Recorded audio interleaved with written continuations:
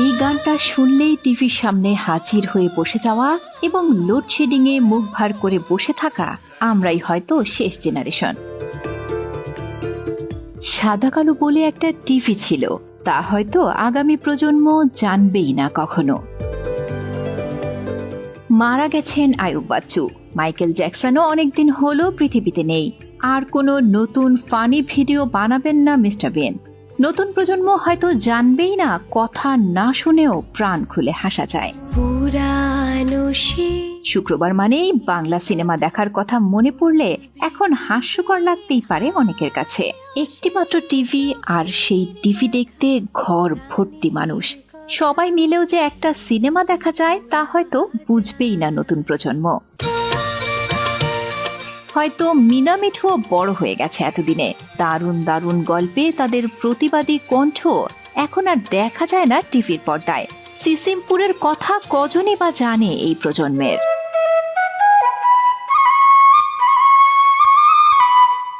চায়ের দোকানে একগাদা মানুষ, নদীতে দল বেঁধে গোসল, কিছুই পাবে না। ভাই বোন এখন যে যার মতো থাকে। আনন্দ কিংবা মারামারি কোনোটাই এখন আর আগের মতো হয় না। মায়ের চুলার পাশে বসে পিঠা খাওয়া এখন আর হয় না।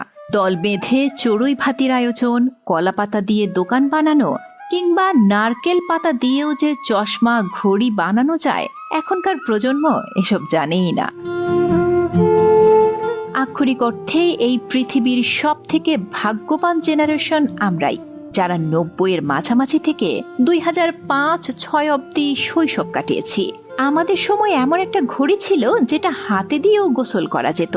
পেঁপের ডাটি দিয়েও যে টিউবওয়েল বানানো যায় তা এখনকার জেনারেশনের কজনই জানে। হারিকেন কিংবা মোমবাতি ছিল পড়ার জন্য একমাত্র আলোর ব্যবস্থা।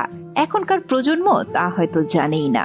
সন্ধ্যা নামলে উঠানে বড় আসন পেতে পরিবারের সবাই মিলে দাদা দাদি কিংবা নানা নানির মুখে হাজারো গল্প শোনা আর আকাশের চাঁদ তারা দেখা এখনকার জেনারেশনের কতজনের ভাগ্যে জোটে। সালমান শাহ আর কখনো বাংলা সিনেমায় আসবেন না। রাজ্জাক, রাজীব, হুমায়ুন ফরিদি সহ সবার অভিনয় কি অসাধারণ ছিল। টেলিসামাদ দিলদাররা তো অনেক আগেই চলে গেছেন। আমরাই হয়তো শেষ জেনারেশন যারা মাঠে খেলতে বল কেনার জন্য সবাই মিলে টাকা জমাতাম। একটা ব্যাট কিনতে আমাদের অনেক কষ্ট হতো। নিজের বলে কোনো মোবাইল ছিল না।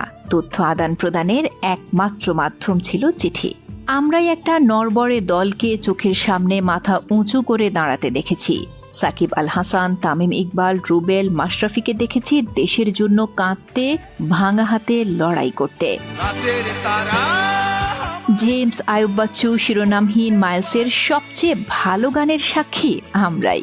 আসিফের ও প্রিয়া গান, জেমসের রাতের তারা, বাবা কতদিন দেখিনি তোমায় কিংবা আয়ুব বাচ্চুর আমি কষ্ট পেতে ভালোবাসি, দুর্দান্ত সব জনপ্রিয় গানের সাক্ষী এই আমরাই। খুব সহজলভ্য ইন্টারনেট পেয়েছি আমরা। গুগল, ইউটিউব, ফেসবুক সব পেয়েছি। তবে মাসুদ রানা কি আগের মতোই লেখা হয়? কতদিন নদীতে নৌকা ভাসানো হয়।